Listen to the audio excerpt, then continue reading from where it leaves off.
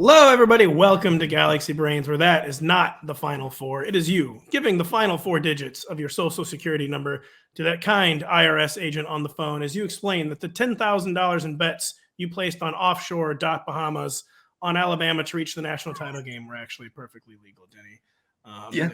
Huge problems for you off the court, so to speak, but no problems off the field, Denny, for Brian Daboll.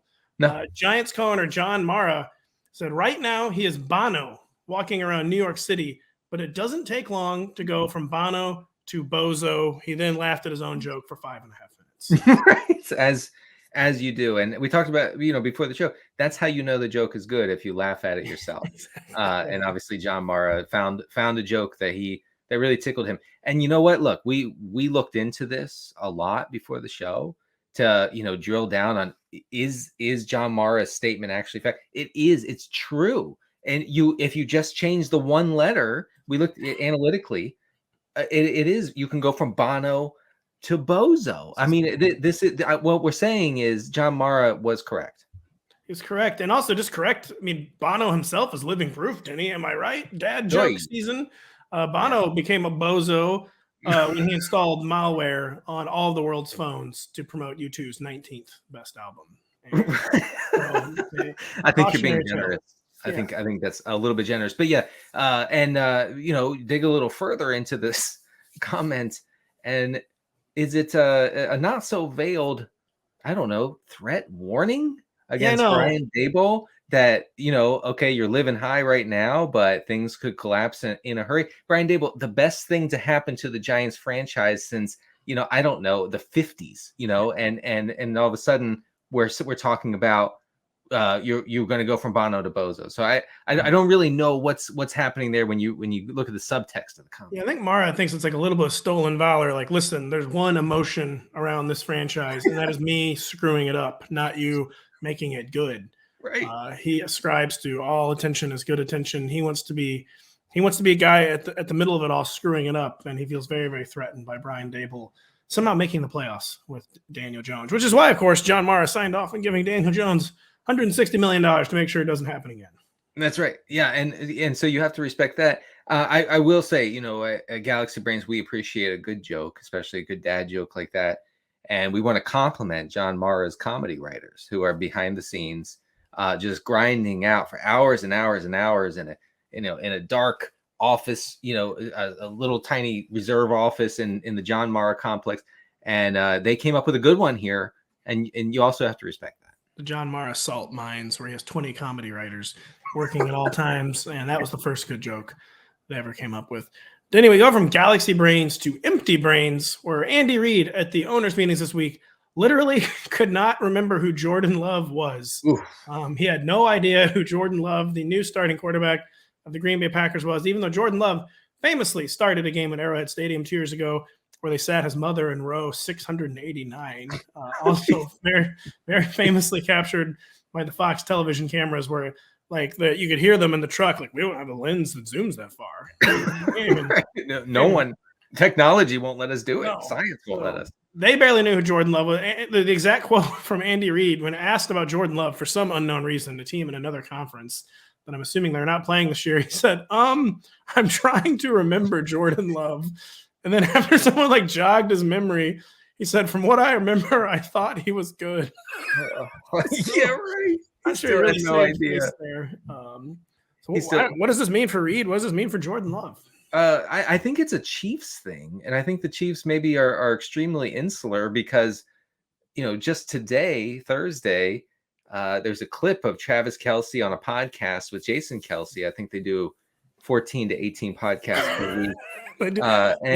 They have it in their contract. They have to do more podcasts than Pat McAfee.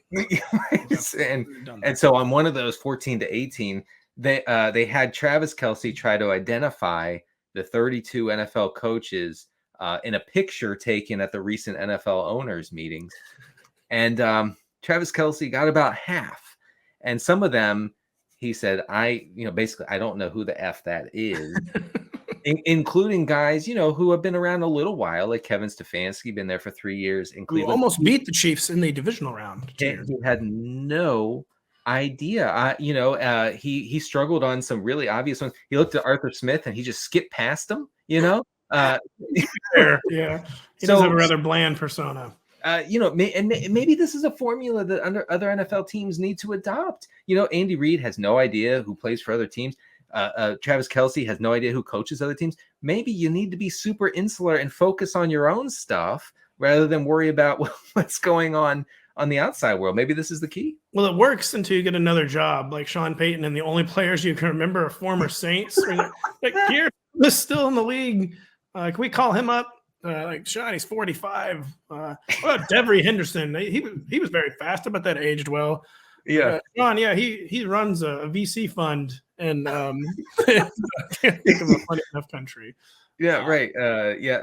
Marcus Colston is selling NFTs, coach. So I don't know if he's going to be able to come. It works until it doesn't. Denny, real quick, who is the coach of the Indianapolis Colts right now? It's Shane Steichen. Oh man, that was okay. Then you probably know the coach of the Arizona Cardinals. Those are the two most random ones this year. It's Jonathan Gannon.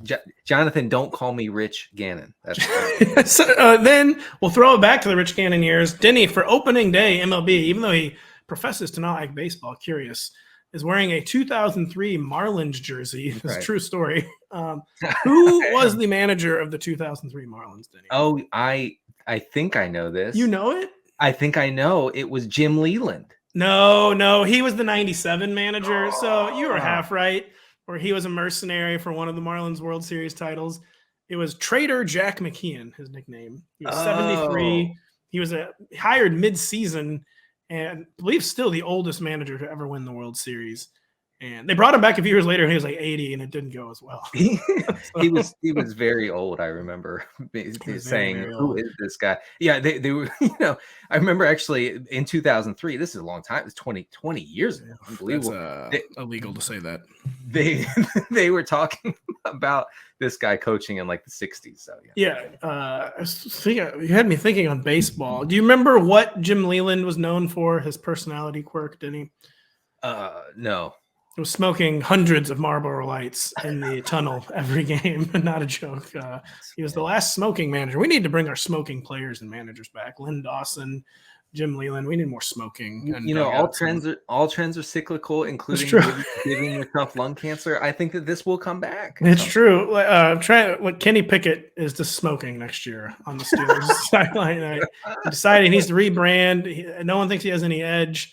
And he is smoking. I don't know if they still make Cools, but he is smoking some Cool Lights. Yeah, where we have to look into whether they still do that. But speaking of rebranding, Pat, we have Mike McCarthy doing yet another rebranding. If you remember, when he was seeking a job a few years ago after he was dismissed by the Packers, Mike McCarthy rebranded himself as the analytics guy, and we've joked before, convincing the entire time.